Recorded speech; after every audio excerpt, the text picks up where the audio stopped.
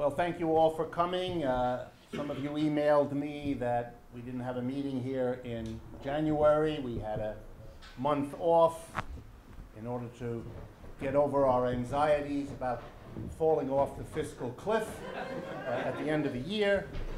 I tried. Sorry, I have to use a microphone.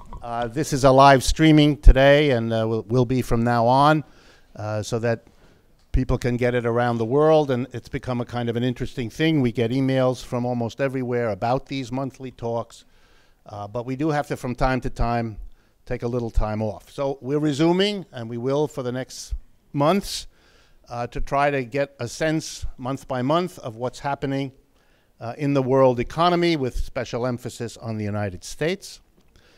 As I walked over here today, I tried to think of humorous dimensions of what I have to tell you, because I want the evening to have its proper share of amusement. But I found it really hard. So I thought it might be wise to say that in the beginning, in the hopes that that itself is an amusement, because what we have to go through in many cases won't be. So I ask your indulgence to please remember I'm just the messenger. And if what I have to tell you is troubling, it's because of the conditions, not because I'm telling you. And that this is important to keep in mind. Okay, I could, and sometimes I do, as you know, talk about specific events that are revealing. So I might have done that tonight, but the overall topic, which is where is the world economy in the United States, what is happening in the broad sense, is so important that I'm only going to start by mentioning some of the things you might want to think about that are very immediate and concrete, but that speak volumes in terms of the larger picture, which is what we're going to go over tonight. So, for example, we learned over the last week that the United States Postal Service is ending delivery of mail on Saturdays in the United States. We as a nation cannot afford to deliver mail the way we used to. Interesting. That's going to happen. We also discovered last week, and I'll come back to it, that there's a private school in New York that I wasn't sure about, called the Dalton School. Some of you may know of it. It's been around a long time. But it got some unhappy publicity this week, and in the course of that unhappy publicity, which I won't bore you with, two pieces of information came out that I thought I'd like to share with you, because they also tell you something about the United States. The Dalton is a private school that starts with kindergarten and goes through the 12th grade. The tuition is listed in the newspapers as $38,710. So think about the kind of money you need to put away if you're planning on having children anytime soon. Because if you're going to go to Dalton, and apparently huge numbers of people try to go to Dalton, it's a very competitive school, you will need to put away 13 years of $38,000 before you save up for college. So think about it. The other fact about Dalton School that I found intriguing, being myself an academic all my life, was we discovered that Ellen Stein, who is the head of the school, I guess the principal, earned in 2010 and 11 the salary of $627,308 for being the principal of the school. So I hope many of you reconsider your career path in the light of that sort of information. I have no idea how old she is. So things are happening in the United States that are producing these two extremes. We cannot afford Saturday mail service anymore, but we can afford 38 grand a year for kindergarten and $627,000 for the head of a school, which charges $38,000 for kindergarten. So please keep those things in mind. So where are we in the United States, and what is happening?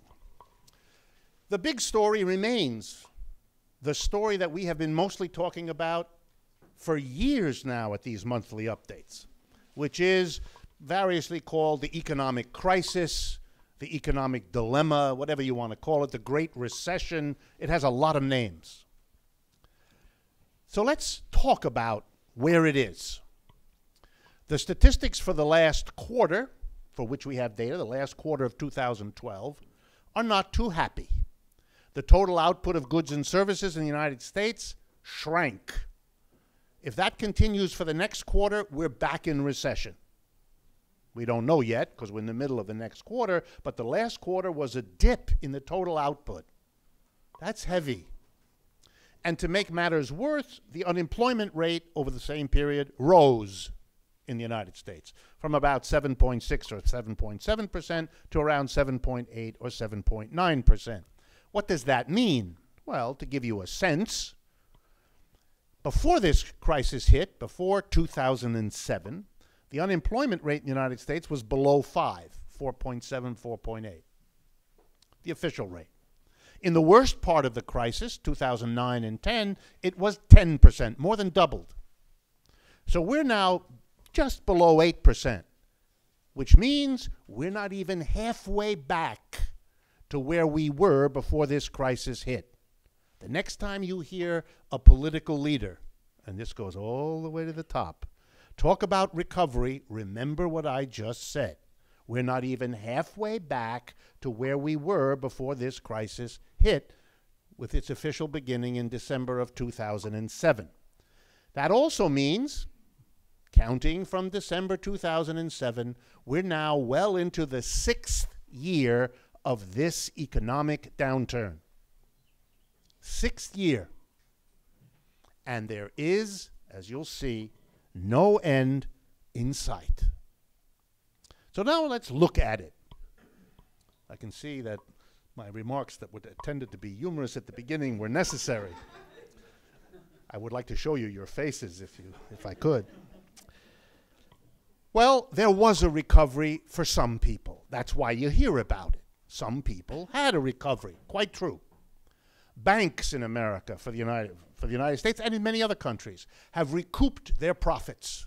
They're not in the awful shape they were in 2008 and 2009.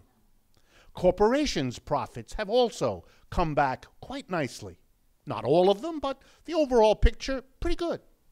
And the stock market, while not exactly making great new highs for its history, is nonetheless also in a place where you could speak about a recovery, not quite the enthusiasm of the media, but a recovery. Banks, the financial sector, corporations, stock market, they've had a recovery. And let's talk about it a little bit, that recovery. What was going on that helped make it? And I thought of specific facts I could present to you, but I thought better than that, I would read you a few lines from a recent speech by a United States senator, granted an unusual one, Bernard Sanders from Vermont, who was promoting a bill that he and a like-minded representative, a woman named Jan Schakowsky of Illinois, are putting forward. But here's what I wanted to share with you, and I will read from Senator Sanders' speech. In 2008, Congress approved a $700 billion gift to Wall Street. Another $16 trillion in virtually zero-interest loans and other financial assistance came for the Federal Reserve. What a great country. I'm just quoting the senator.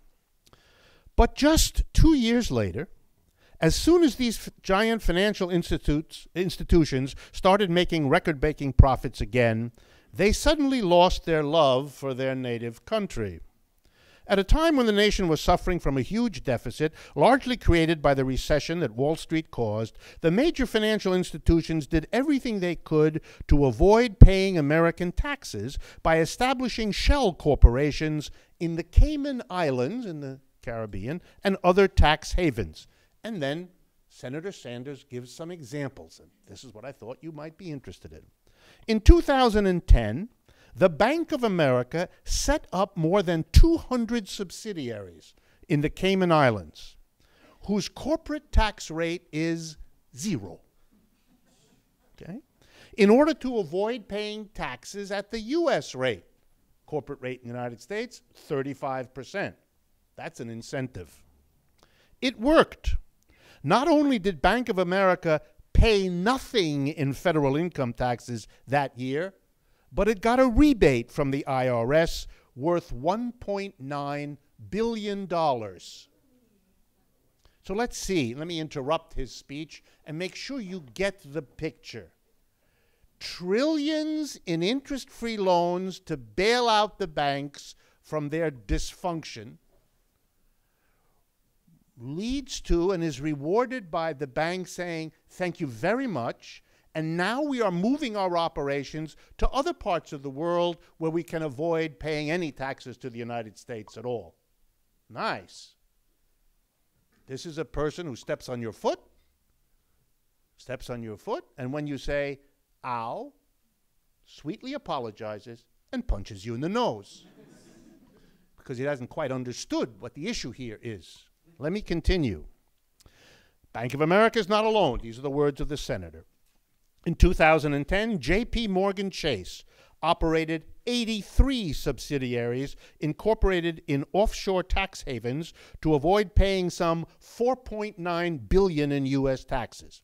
That same year, Goldman Sachs operated 39 subsidiaries in offshore tax havens to avoid an estimated $3.3 billion in U.S. taxes. Citigroup has paid no federal income taxes for the last 4 years after receiving, according to Senator Sanders, a total of $2.5 trillion in financial assistance from the Federal Reserve during the crisis. If you want to understand why some people are recovering, it's because they're in that lovely position. The government gives them vast amounts of money, and they respond by giving the government nothing. And then they speak of a recovery. The reason the mass of people, including, I assume, most of you, have yet to receive a recovery is you didn't get a bailout, you can't evade your taxes, and you certainly can't do the two things together. So you don't get a recovery, but other people do. Second example to drive home this partial recovery for those at the top.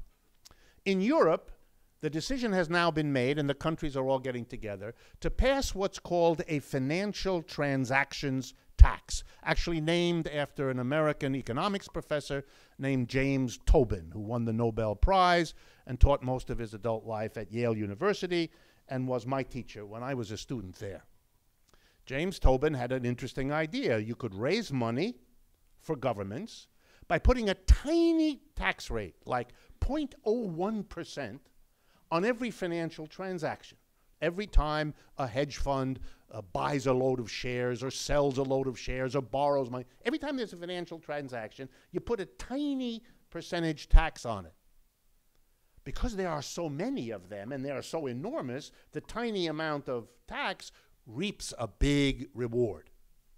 And the argument is simple. A, since the mass of people are required to pay a tax when they get a bottle of water or a gallon of gas or a glass of beer, it kind of seems reasonable to extend that idea to people who buy and sell shares of stock, they being usually richer.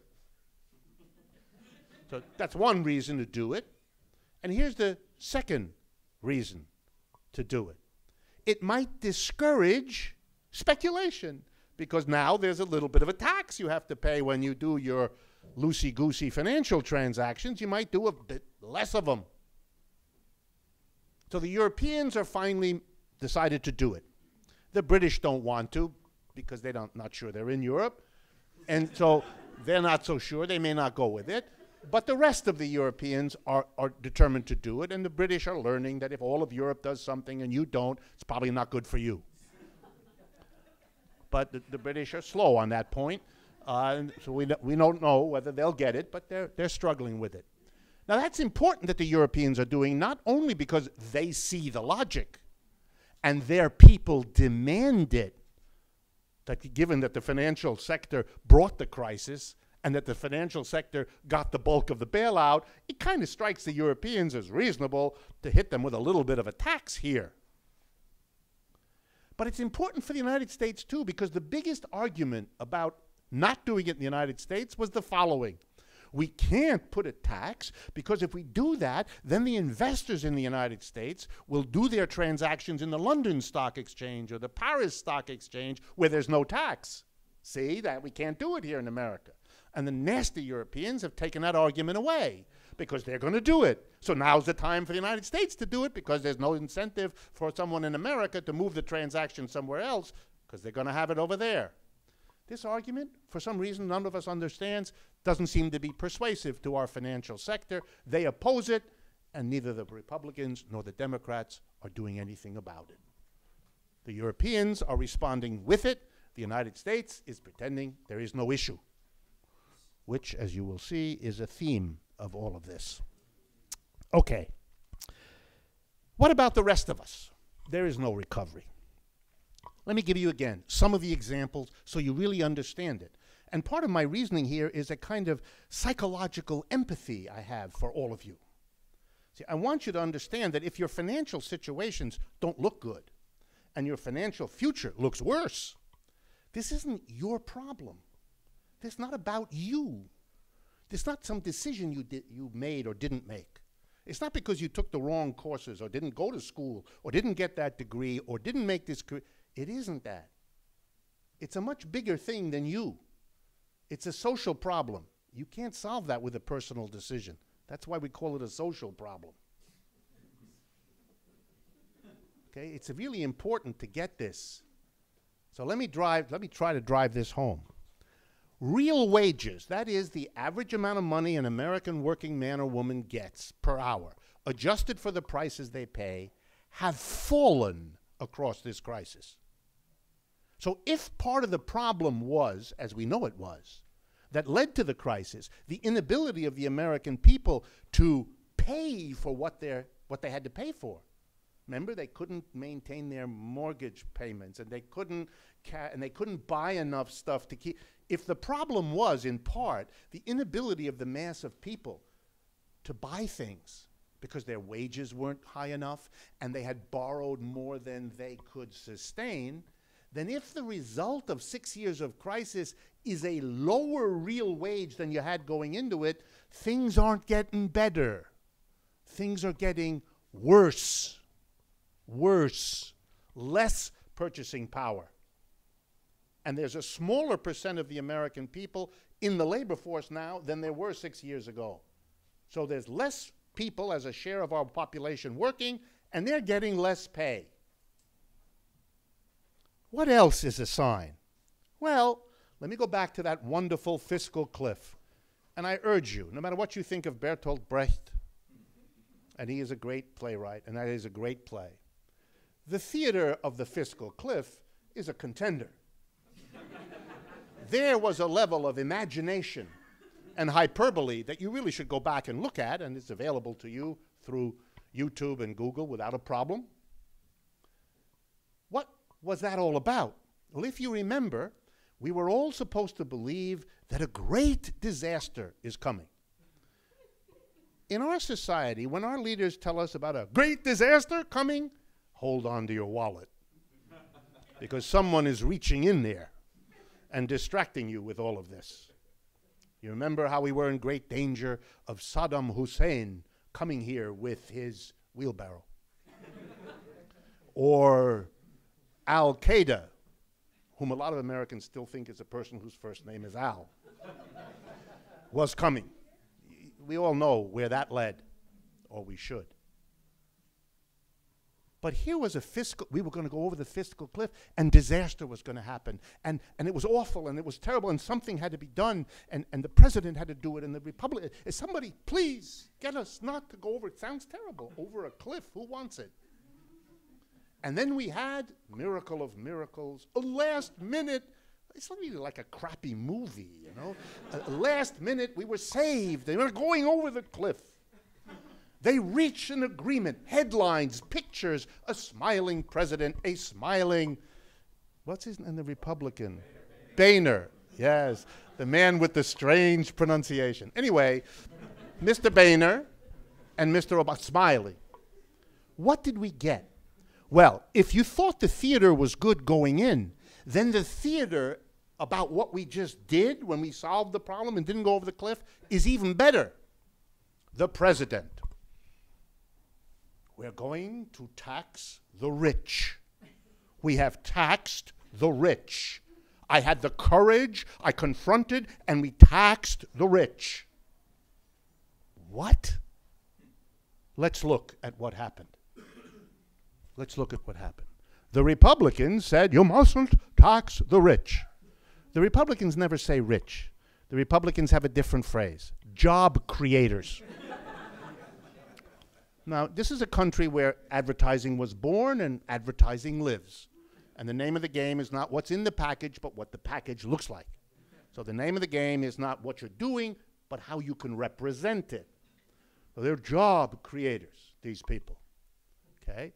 What happened to them in the great settlement that avoided us going over the cliff? Here's what happened in case you didn't pay attention. The tax rate was increased for people earning, couples earning over $450,000 a year.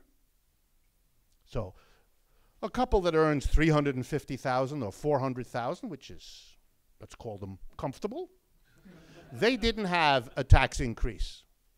People earning over $450,000 had an increase, but only an increase on the dollars over $450,000. On the first $450,000, they had no increase at all.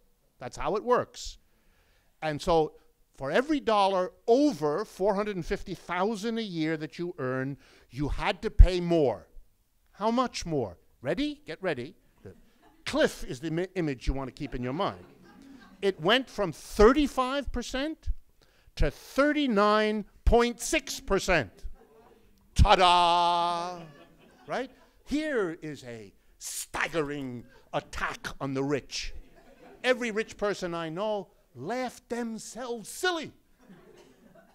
They got away with everything. We're not even talking about all the tax maneuvers and accounting gimmicks they can still use to get out of this. We're talking just what was done. This is not a tax on the rich. And I want to remind you, as I have in previous sessions, what did the rich once pay in America?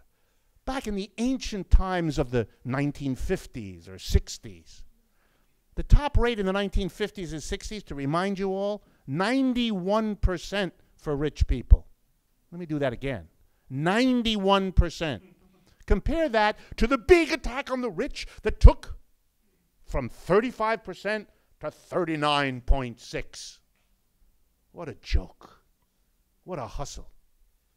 That really is buying a bar of soap because the advertisement said if you use it, your sex life will be fantastic. Well, you giggle about that, as you should, but you ought to giggle about the other too. But that's only half the story. Because taxes were raised by the Obama administration significantly, but not on the rich, on all of you.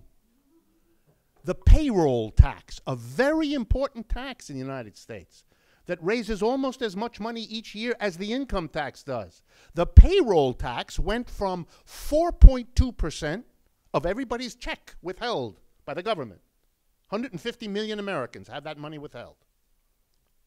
You know how many people earn over 450,000? Maybe 2 or 3 million. 150 million get a check per week. And the money is withheld. And it went from 4.2% to 6.2%. That's almost a 50% increase. It raises over $120 billion. That was a big tax. It didn't affect the rich. That percentage only applies to the first $113,000 a year that anybody earns. Every dollar above that is not subject to this tax. Rich people are not subject to that tax except for the first 113 if it comes from wages and salaries. If your first 113 come from dividends and interest, you know what's withheld for the payroll tax? Nothing. Nothing. So yes, we had a rescue. We didn't go over the cliff. And how we did that was to hit the rich people with an irrelevant small tax and to whack all of you with a big one. And that was represented as a progressive act of taxing the rich. Wow. Wow. That's like the victory of Britain in Argentina. Fighting over the Falkland Islands, where there are more sheep than people, and where the British had a fantastic naval victory. Something that they only have once a century, so it's very important. You take that seriously, well, then you got to take the idea seriously. We tax the rich. We didn't tax the rich. We taxed everybody else. And we're going to come back to the importance of all of that. As if it weren't enough that the real wages fell, that you got taxed more. At the same time that your wages are falling, your payroll tax is taking more out of you. All the statistics show the following. The average level of benefits that go with your job are being reduced. Pension, medical coverage, vacation, you name it, it's being reduced. The security of your job is being reduced. How safe it is, how long you can keep it. We even have a statistic this last week that has led to another example of hysterical reasoning in which the wish substitutes for any reality. Statistics emerged this week that the total spending in the United States on medical care has gone down, which led all kinds of commentators, literally these last few days, to say, Michael, it's wonderful for America, because that was the rapidly rising expenditure. The Americans do spend much more on medical care than any other country on the face of the earth. Our medical results, mediocre. A lot of countries have people living longer lives than we do, having fewer operations and less diseases. So our outcomes aren't so great. Not terrible, but not great. But we spend more than anybody else. Now, if that were true in any private business, we would have lots of commentators worried about it. But not this one. So we're very happy in Washington and all over that we're spending less on medical care. Maybe that won't be so expensive in the future. Stop. There's a simple explanation for why there are less expenditures on medical care. We're in a recession. We're spending less on everything. Why should medical care be separate? We spend less on amusement, we spend less on food, we spend less on driving everywhere. We spend less on medical care because people are afraid to go to a doctor. They can't afford it. Their insurance doesn't cover it. They don't have an insurance. They're afraid of the rates being changed. All the reasons you know, because I can see from your faces, some of you have had these thoughts too. And we're celebrating that. We are? Think a minute. If people don't go to the doctor and get help, the problem gets worse. And we'll save now and we'll be sorry later when much more serious diseases are much more expensive to treat. We shouldn't be happy that people are not going to the doctor. That's not an achievement. That's not a great celebration. That's a very dangerous process. But in a country that doesn't want to see, that want to imagine that we're in a recovery, that everything's wonderful, you begin to see everything through the glasses that folks like me then have to rub so you can actually see what's on the other side of the glass, rather than this fantasy that keeps being promoted. Okay. One last statistic I thought you would be interested in. And this comes from a fellow who does very good work. He's a professor of business at the NYU Stern School, and his name is Rubini. Many of you, I'm sure, have heard of him. He's been in the news a lot. He produces something called the Economonitor. And this week he had a wonderful graph that he used which compared two things, which I thought was a wonderful summary of what I'm trying to get across to you. Okay? He compared June 1st of 2009 to the end, pretty much the end of 2012. So 2.5 years in there. And he said, I'm going to compare the percentage increase in non-farm payrolls. how much money is spent in the United States on paying all the people working other than farm workers, the non-farm payroll. And I'm going to compare that to the growth in the reliance and use in the United States of food stamps. Okay? So between June 1, 2009 and the end of 2012, non-farm payrolls rose approximately 3%. Total outlays on non-farm workers rose 3%. The growth in food stamps grew 30%. Okay? So food stamps in the United States grew by 30%. Total payment to non-farm workers grew by 3%. That should tell you a lot. Somebody's not recovering. Somebody has no increase in jobs, and somebody needs more and more and more food stamps and qualifies for them because of it. So when anyone tells you recovery, try to keep these in mind. There are consequences to an economic system that was becoming more unequal, which led to the crisis. Tiny number of people at the top and a vast number of people not participating in the 30 years before 2007, produced what we now refer to in our political language as an endangered middle class. Sure, they're endangered. For 30 years, the wages didn't go up very much, and everybody borrowed like crazy. But you can't keep borrowing on a wage, which is how you ultimately pay back your debt. If the wage isn't going anywhere, there's going to be a limit to what you can borrow, and that's produced our crisis. Everybody understands that. But if that was the case, and the gap is getting worse, then we're not solving the problems that brought us to the crisis. They're continuing and, in fact, getting worse. And that has consequences when you have no middle class. And here's a consequence I want to put in your mind and then come back to a little bit later because you'll see the importance of it. There's an explosion in my area of the economy, college teaching. An explosion of two connected phenomena. Number one, the pretty steady atrophy, disappearance of professorships. You know, the kind of job where you got a PhD and then you started teaching at a college and you were first an instructor or an assistant professor and then you were promoted to an associate professor and then you got tenure and you were a full professor and you taught 2 or 3 courses a semester and you were expected to keep up with the literature and know your field and develop with it and be a good teacher with the time to have good courses. That is disappearing. Disappearing. It's being replaced by two phenomena. The first one's been going on for 20 years, and that is the development of something which can only be called an overburdened, harried, underpaid, hysterical teacher. But we couldn't call them that because of America. So the packaging, these are called adjuncts. These are people who are not given a proper job, not paid a proper academic salary, at least what was proper, and they're expected to teach 2 courses here, 1 over there, a 3rd one over there, and to run hysterically among them, trying very hard to remember where they are going on any particular afternoon, so they don't end up at the college that they were supposed to go the next day.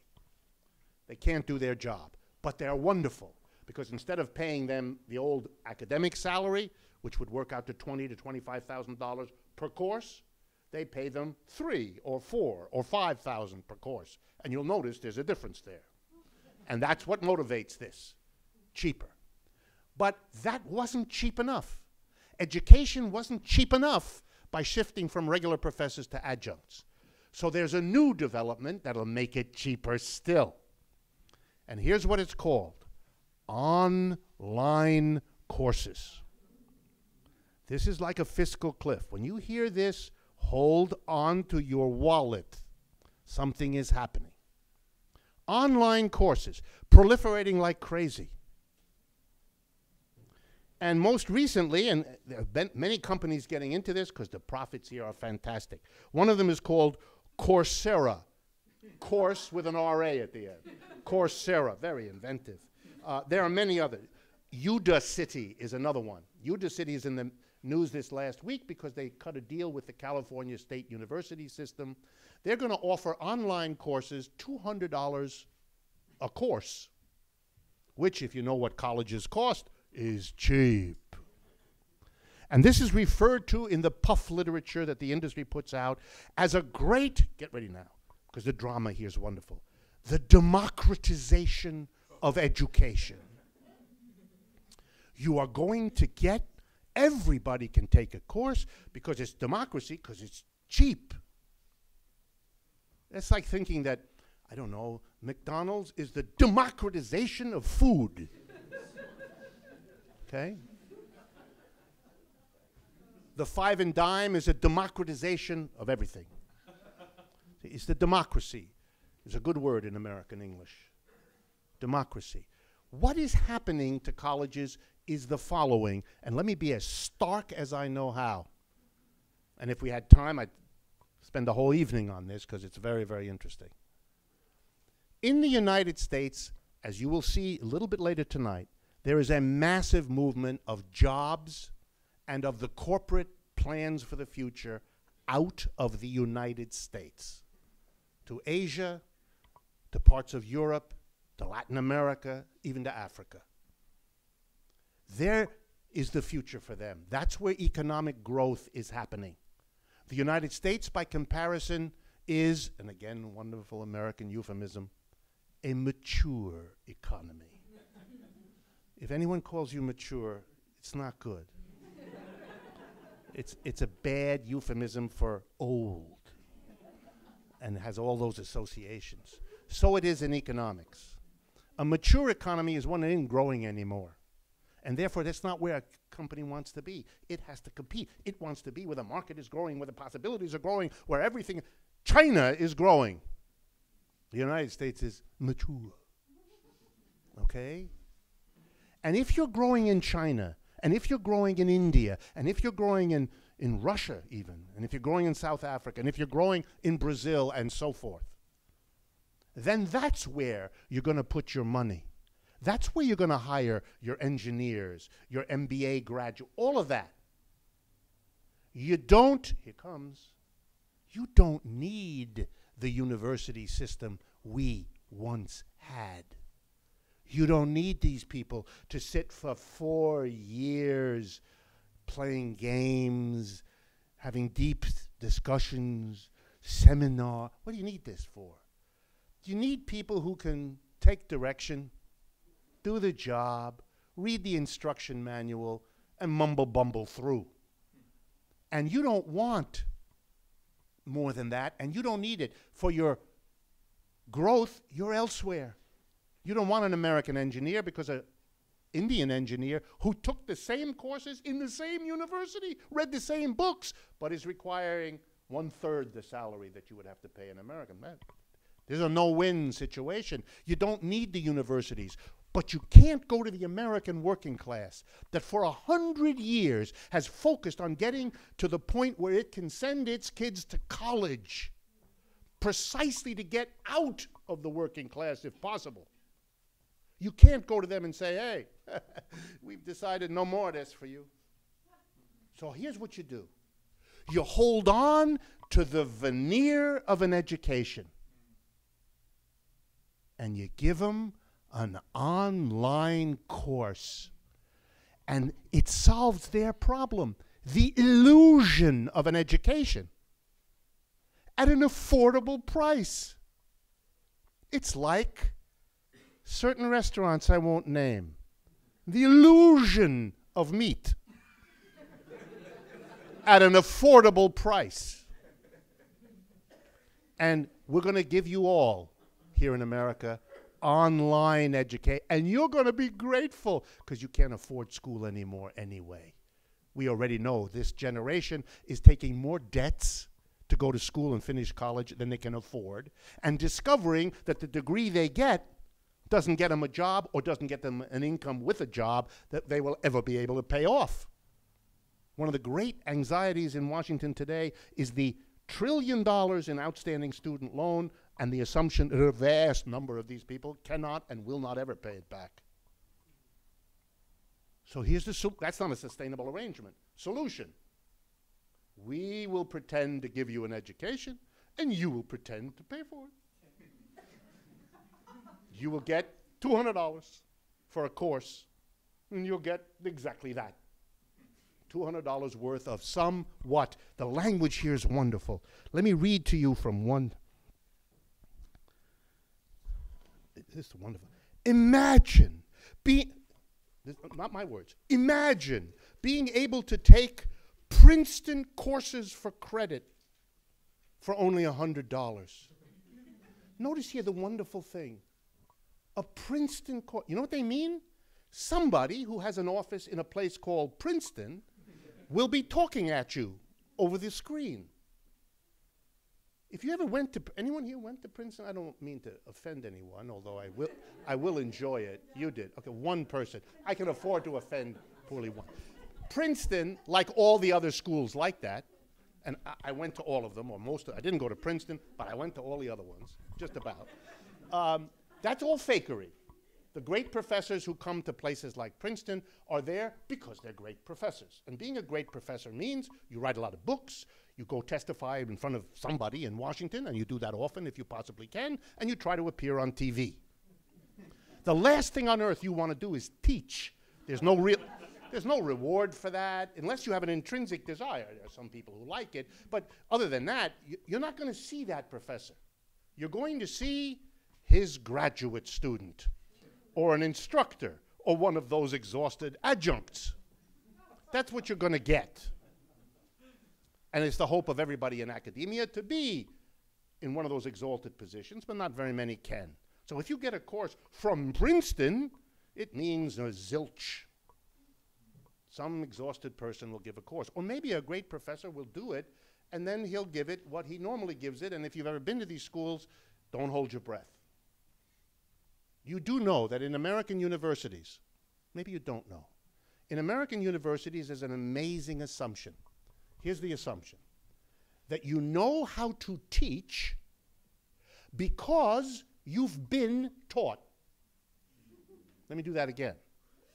You know how to teach because you've been taught. You can teach in an American university if you have a PhD. A PhD means you sat a long time. In many courses, you've been taught. It is not required to be a professor at any university I've ever known or been at. No one ever required me or any of my colleagues to take 1 hour of instruction in how to teach. The assumption is, you're born with this. Try to imagine a concert in which all the musicians were assumed to know how to play their instruments because they had heard such instruments. No one ever teaches you. And in all the places where I've been a professor, there were, as part of the university, the School of Education, a school devoted to teaching you how to teach. But no professor was ever required to sit for 1 hour listening to how to do that. The result is that the teaching in American universities is by and large awful, because that's not what it's about. But you're now going to get awful teaching through the internet for no money. And if that produces a generation of people who don't get much of an education, that's the point. That's okay. We don't need that anymore. Big contributions from American corporations are now going to elite universities in other countries. Indian universities in the major cities, Hyderabad, New Delhi, Calcutta, Mumbai. In Chinese cities, because that's where we need high-quality engineers and others to pay. That's where education is being built up. Here, we're getting online courses in lieu of education. It's a sign, folks. Okay. We're in the 6th year of a crisis. What's going on? Well, the recovery for some, the absence of recovery for others, leads to an interesting question. What is the government doing? And why is it doing it? That's really the subtext of half the stories about economics coming across the wire month after month. We know what the government did in the first case as the crisis was building. And the answer is pretend it wasn't. I want to remind you, George Bush, president, middle of 2007, the housing crisis is not a problem. We'll get through it. It'll be a matter of months. Okay, a few months later, yeah, we're having a problem with mortgages. It'll be short and shallow. Obama coming in. Well, it's worse than my predecessor said, but it's perfectly manageable. On and on and on. It hasn't been. It isn't manageable. It isn't over. So what has the government done? Well, the first thing it did, the priority, was bailing out all of the defunct financial and other institutions. Huge amounts of money, I won't repeat the numbers, spent. No questions asked. All the money necessary. Federal Reserve guarantees everybody's loans, gives away money at virtually no interest rate, invests in banks and all buys what are called in America, it's amazing if you call it this, how honest we are, toxic investments. They buy them. The government subsidizes, stimulates, money, money, money flowing, no questions asked. Now, a problem arises.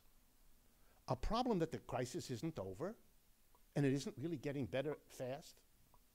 In many cases, not getting better at all. What do you do? What do you do? And the governments around the world, capitalist governments, came up with an answer. And once again, the Europeans kind of call it what it is. In Europe, the answer of the governments is called austerity. Austerity. And what does it mean? It's a simple idea. What the government is going to do is raise taxes on average people and cut government spending. That's what they're going to do. Okay? Let's look at that. That is, by the way, the policy here in the United States as well.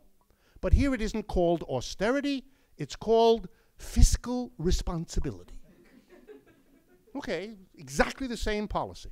When I told you before that the payroll tax went up, that's a broad-based increase in taxes. That's part of an austerity program. What the Republicans and Democrats are bargaining over in Washington now is cutting spending. Medicare, Medicaid, Social Security, all of it is being cut. The reason there's no delivery of the mail on Saturday, starting in August, is to cut government spending. I mean, it's all the same. So we have austerity here like there. Let's investigate that. The government responds with austerity. What do you think will happen to an economy where there's trouble, where people don't have enough work, where their jobs are insecure, if you say to the mass of people, we're going to tax you more, which is what we just did here in the United States? Is that going to give people more money to spend, buy more goods and services, give more people's jobs making those goods? No, it's going to have the opposite effect. And if you cut spending, the government is a major buyer of everything in the United States. If the government cuts back, for example, if the government gives less Medicaid insurance to poor people, you think they'll go to the doctor more often or less? Less. Will they buy more medicine or less? Less. If you cut the post office on Saturday, you're laying off 50 to 100,000 postal workers. Is this going to make the economy go better? No. It's going to make it worse. So austerity, let's get ready, it's befuddling. In the middle of a crisis where you need to give the economy a boost, you're whacking it one. You're slapping it with taxes that remove purchasing power from the people and government spending cuts which stop the purchases by the government. Why would you do that? And this is a question that really freaks out liberals. Paul Krugman, every week, agonizing over this, calls all the government economists and others who, he calls them nasty names, at least nasty for what academics say. They are ignorant. That's a nasty thing to say. An academic prides himself or herself on maybe not being physically very powerful and maybe not being beautiful to look at, but smart. So one academic calling another one ignorant, that's very bad.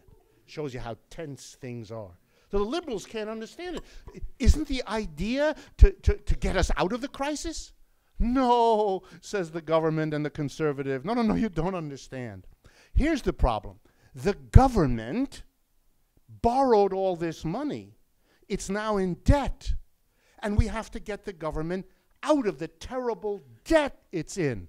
The government is running deficits. It's spending more than it earns. That is terrible. And so we have to deal with that by having the government raise more money and spend less, because that's the opposite of spending more than you get it. The problem is the deficit. Now let me ask you a question, all of you, and my TV audience as well. You lost a lot of sleep any time recently about the size of the deficit? You really worry about the deficit? Do you even know what a deficit is? No, you have to work on the American people. They have to come to worry about a deficit just like they worried about going over that cliff. You have to make them think there's something really awful. Why? Because then an austerity program makes sense. We have debts. We have the terrible debts. I got news for you. A, we've had terrible debts for decades. And they're always going up. Almost all the time. A little bit in the 90s they didn't, but mainly they went up. There's nothing new. Number two, the biggest reason we had a surge in debts over the last few years is because of the crisis. Because when you have a crisis, you know, the following happens. People lose their jobs. When people lose their jobs, they get less income. And when they get less income, they pay less income tax. So the money going to the government drops. At the same time, when they lose their job, they not only don't pay income, but they go to the corner unemployment office and they get unemployment. So the government gets less money in taxes and has to pay out more in unemployment. That's why there's a deficit. The deficit is the result of the crisis. So the solution to the deficit produced by the crisis is to whack the people and keep the crisis going a little longer. Does that sound to you reasonable? Does it sound crazy? You live in this crazy thing. So what is the explanation? What is going on here? Here's the answer for you all to understand. Very important. When a crisis hits and the government suddenly is turned to bail the economy out, to spend money like crazy, even though it's bringing in much less, because that's what a crisis does, a great fear arises in the minds of rich people and corporations. They know a crisis is going to be a problem. Masses of people suffer. They suffer unemployment, they suffer loss of homes, and they are going to get angry. And when they get angry, there's always two possibilities. One possibility is they'll get angry at the system that doesn't work well for them, and at the rich people who seem to making it work for them, but at everybody else's expense. Radicals and lefties and people like that talk that way, which helps people get that idea. And the other option is for them to decide, no, the real cause is immigrants. Or maybe black people, or banksters, or some bad group of people that you can get angry at. Corporations and the rich don't care about those two options. They care about the first one's implications. That you might respond to a crisis by going after corporations and the rich, by blaming them for bringing the crisis, by blaming them for taking all the bailouts for themselves and leaving nothing for the mass of people. You might say, okay, we're now going to, we bailed you out. We kept you going. We spent the public money on you.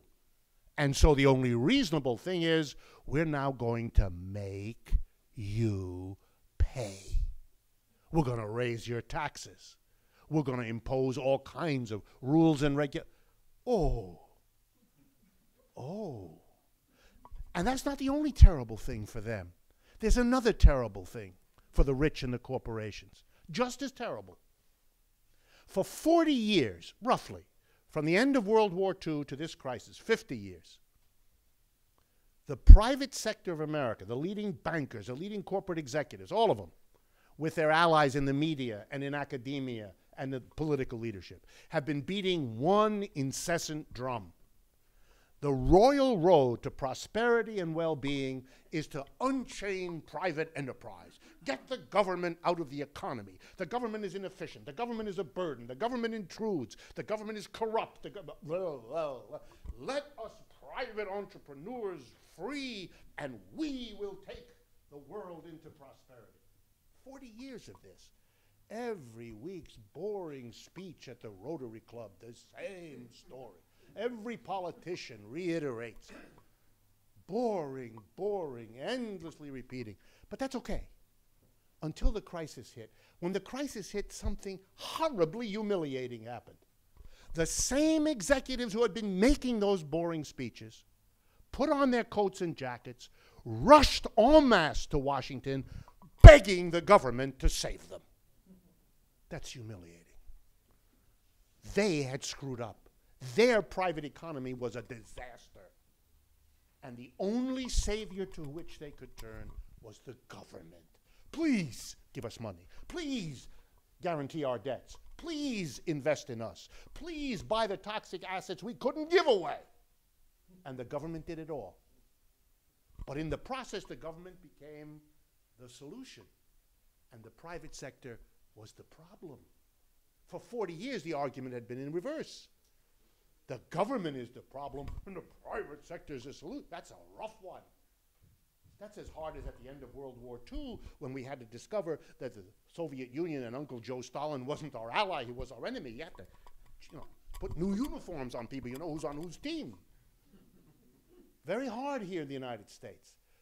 They don't like what that showed. A dysfunctional private capitalism, desperate for the government to save it from itself. They don't want a strong government. They don't want a powerful government holding all these controls. They don't like it. And they don't like it for a very good reason. Capitalism as an economic system has always been deeply anxious about universal suffrage and democracy. And that's not a complex thing to understand. Look at our economy. The economy is creating an immense gulf between rich and poor. That's how capitalism is working here. Politics in America is still one person, one vote, sort of. Which means it's always possible that the majority of people, having the majority of votes, could decide to use the majority in politics to undo the consequences of the economy. Would be the logical thing for people to do. We can't beat them in the capitalist economic system. They got us. But we have the majority of votes. So we'll hit them with a tax they never saw. We'll put rules and regulation. We'll use our political power to neutralize their advantage in the economy. And for those who run the economy, that is one of the great dangers, and that's why they have to constantly keep the government small, weak, in debt, beholden, to prevent it from playing the role that universal suffrage gives it the potential to play. So the austerity is very useful. It makes the government smaller. It reduces what we call its economic footprint, its ability to impact the economy. You're taking away its resources. You're saying you're going to spend less, you're going to be a smaller event. The post office is going to be smaller. So we have austerity to save the rich and corporations from being taxed and pay for the crisis, and we have austerity to get the government weaker and smaller and not to be a danger for the private sector. And if that means the crisis is another year or 2 or 3 or 4, for the rich and the people on top, that's no price at all to pay. That's fine. They're doing okay. It's you and me who pay that price. The crisis lasts longer.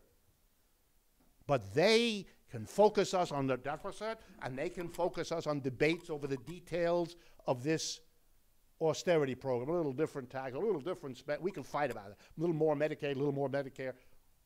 Doesn't matter. It's an austerity program, and it holds in place the people who run the society.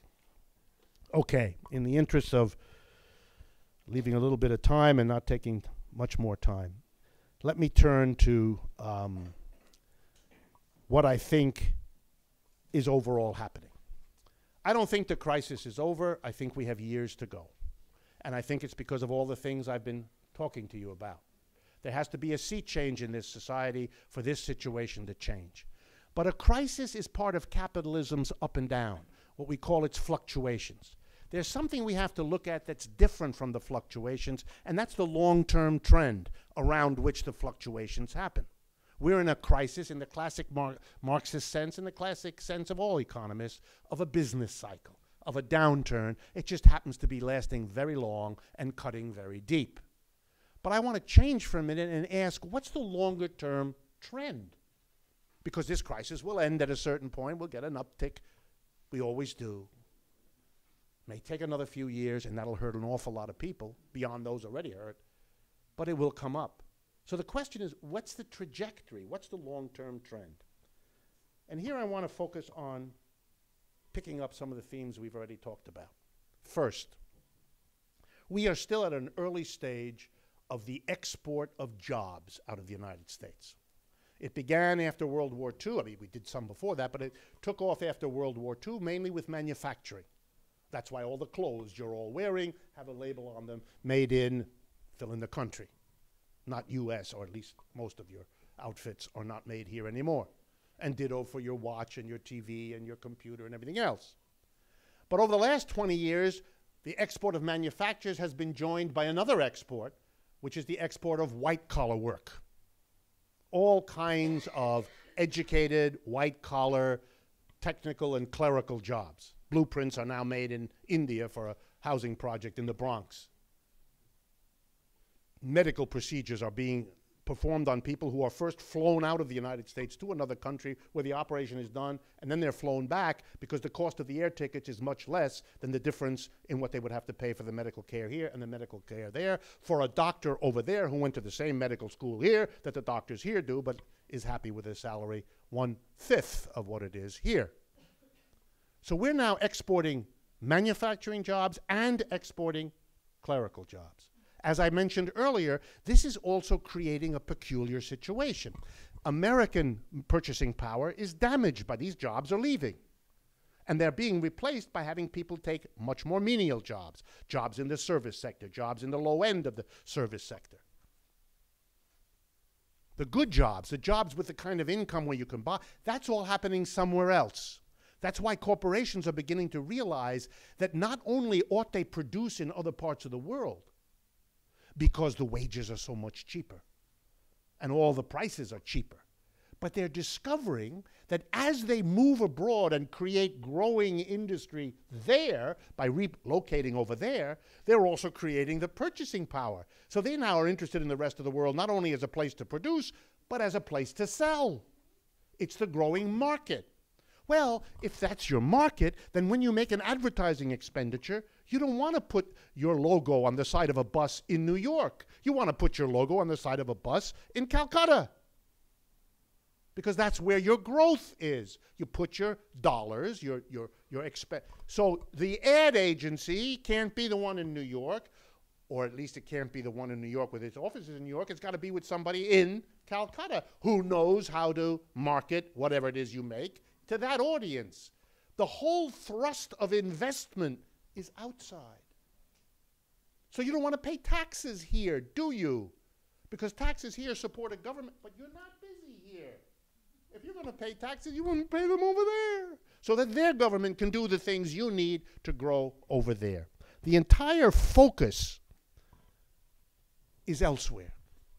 Not only that, this crisis has taught every firm the urgent need to be as efficient as they possibly can. So whereas before they might not have looked at a new machine, they look at it now. If they can substitute robotics for people, they will. And they've been doing a lot of that. And if they can find a cheap, undocumented immigrant here, or maybe one with documents, to substitute at a much lower rate of pay, they'll do that too. They'll do everything with one outcome, of course. Fewer jobs, lower paid jobs, a declining market here. The whole focus of the United States is therefore changing. It is a stunning historical irony and a lesson about capitalism that is very powerful. The United States was, from 1850 to 1970, a remarkable example in history of capitalism. It was a society in which there was a continual labor shortage. I've talked to you about that before in these meetings. Partly because the Europeans who came here got rid of the local population, partly because capitalism was so productive here that so much profit was generated that when companies wanted to build on the profit that they were discovering, they ran up against one obstacle over and over again: not enough people. And the way to deal with that, they raised the wages, because that induced wave after wave of immigrants to come here, because they could get higher wages here than they could get if they stayed at home. And they came from every part of Europe, nowadays from every part of the world other than Europe. So the location of origin is different. The process is the same. The labor shortage, they came. The wages rose. So for 100 years, America kept raising wages to bring the workers. By the 1970s, we had the highest wage standards anywhere in the world. But the irony of capitalism is this: the more successful the workers are, and they had to fight for the rising wages. It wasn't just the labor shortage. They had to fight with unions and all the history of American labor. But the very success of American workers in getting high wages gave an ever-increasing incentive to the employer to find an alternative. Because the higher the wage you have to pay, the more urgent for you as an employer. It's the logic of capital to find an outlet, an alternative. Starting in the 1970s, they found it. With telecommunications, the computers, and all of the rest of it, you can monitor a factory in Shanghai almost as easily as you can in the Bronx. With fast jet travel, you can get back and forth. You don't need it anymore. And if you don't need to produce where the wages are historically high, you don't. You move to where they aren't. And you all know this.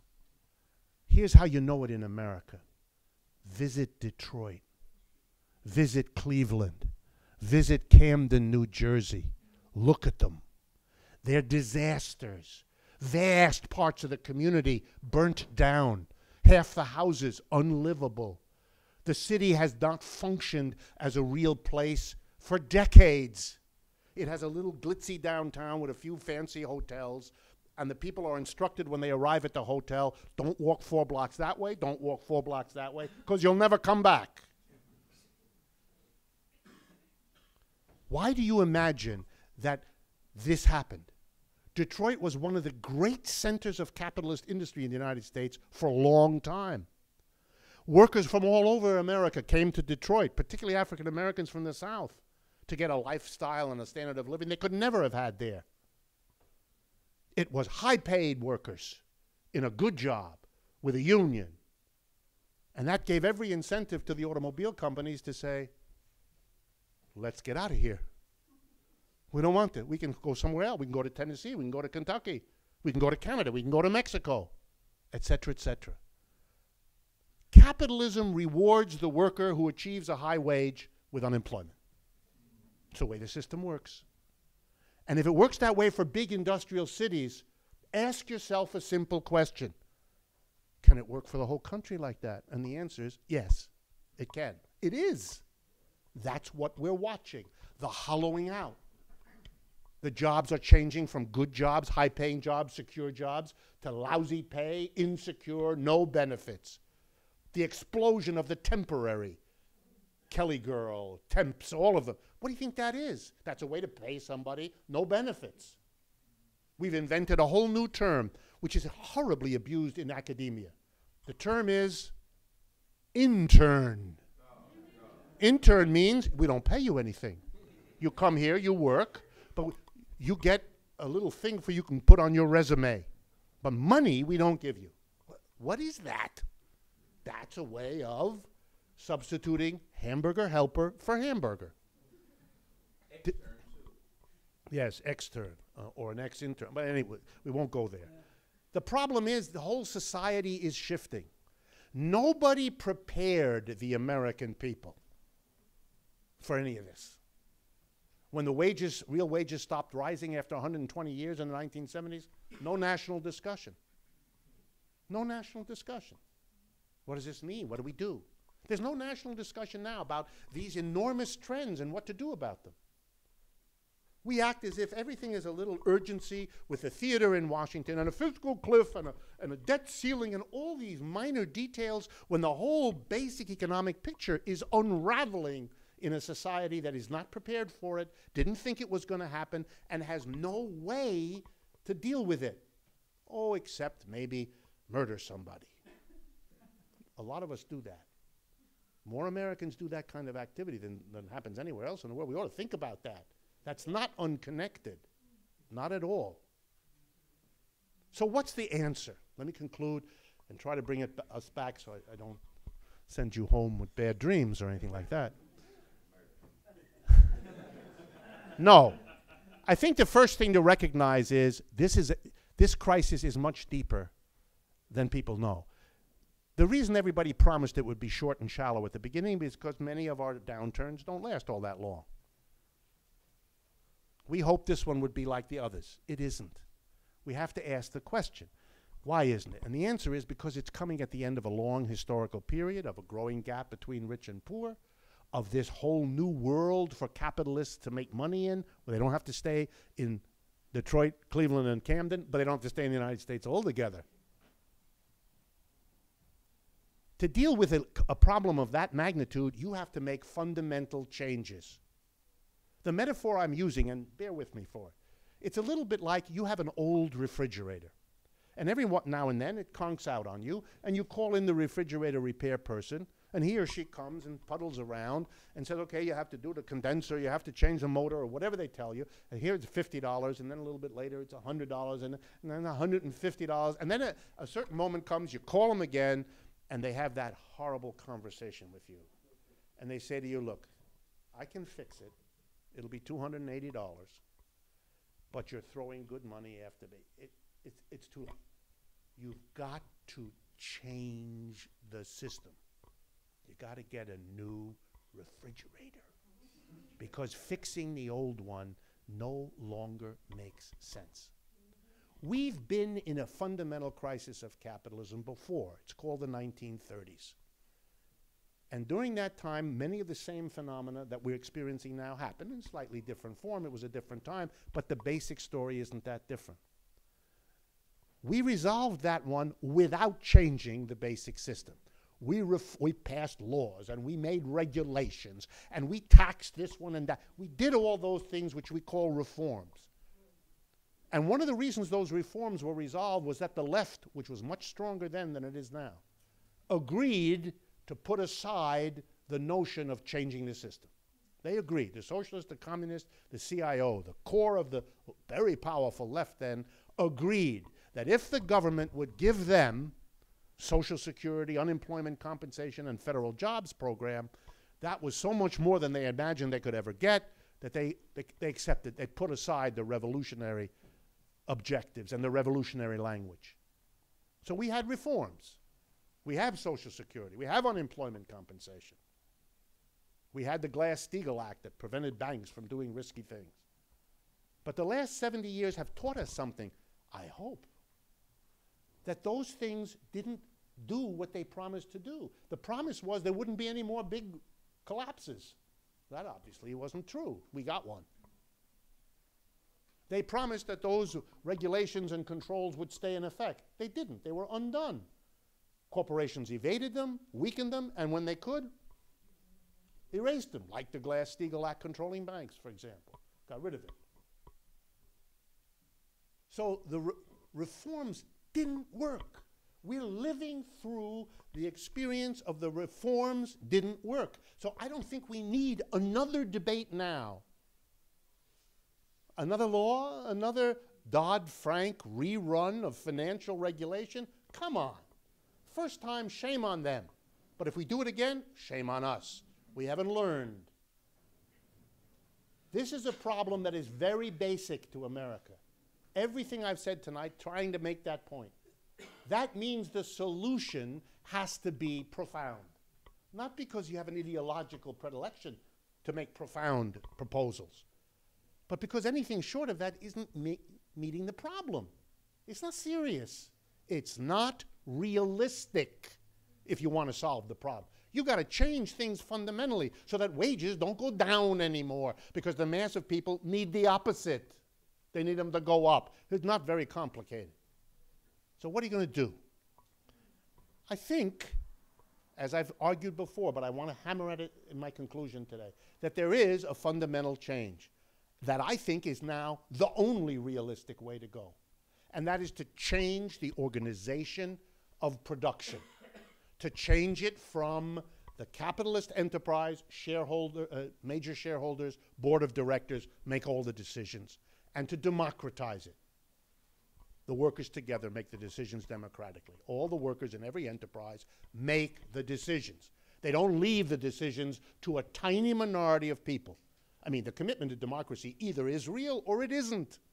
If you're really committed to democracy, then you have no basis to say it's excluded from the workplace. What nonsense is this? That's where we spend most of our adult lives, in the workplace. So if you believe in democracy, that's where it belongs. But put that aside. Here's very practical reasons. And I just want to go through them with you at the end. Number one, if the workers in every factory, office, and store made the decisions, ask yourself this question: would they move to China? Would they close the factory, the store, the office, and reopen it in China? I don't think so. They'd be voting themselves out of a job, which they're unlikely to do.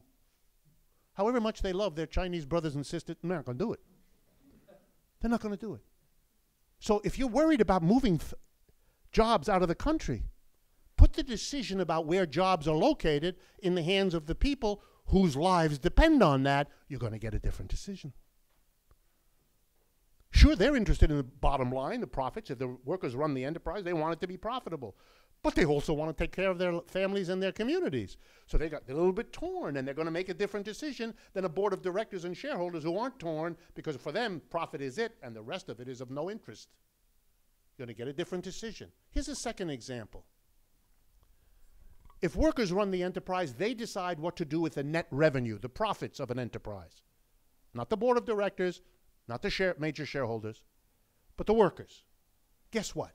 Do you think it's likely that if workers democratically, all together in a factory, an office, or a store, made the decision what to do with the surplus, with the profits, would they give $20 million to 3 top executives and everybody else can't send their kids to school anymore? Unlikely. They would distribute the wealth much more equitably. They might give some more and some less, but they're not going to give a 1% everything and everybody else, screw you. They're not going to do it. The single most important shaper of the inequality of income and wealth in the United States over the last 40 years has been the decisions of corporate leaderships as to how to use the surplus and the profits their companies have earned. So if anyone in the room is concerned with the inequality of wealth and income and all of its social consequences, then the best chance you have to change that is to change how the decisions are made about the distribution of profits, because that's what makes some people very rich and other people not. Not the athlete who gets a staggering pay or the actress who does. That's detail. The basic decision is how you distribute the profits made across the industrial space. Third, if the workers altogether decided what happens in a corporation, they would decide what to do with the wages and salaries they pay themselves and with the surplus, with the profits that the company makes. And one of the things they would do is the same thing that capitalists do with the profits they get. Throw them into politics. That's what they do. The corporations take those profits and they give it to politicians to do what? To make sure that they're continuing to be profitable, that they're continuing to be at the head of the But if the workers did it, they would have a different agenda for the politicians, who would depend now on the workers. Oh, if the workers had all the money, then politics would depend on them and not somebody else. And our political culture and our political decisions would be different. Fourth example. If the head of a corporation sits in New York, Chicago, or LA, and the question before them is, there's a wonderful new technology that will make us much more profits, but it happens to spew very unpleasant chemicals into the water or stuff into the air. It pollutes like crazy. Yeah, but it makes a lot of money. Yeah, but we shouldn't hurt the environment. Yeah, but it makes a lot. Guess where that decision ends up a lot of the time? Make the change. Because we, in New York, are the executives. We need to make a profit. Plus, we give ourselves such a large portion of that profit that we can escape the toxic effects of the technology we use. The workers, well, if you don't like your job, move. But suppose a decision on technology was made by the workers democratically.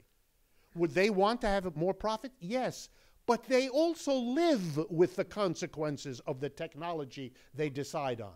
They do, their spouse does, their children do, their neighbors, and they're not going to think as though there's only one issue here, profitability.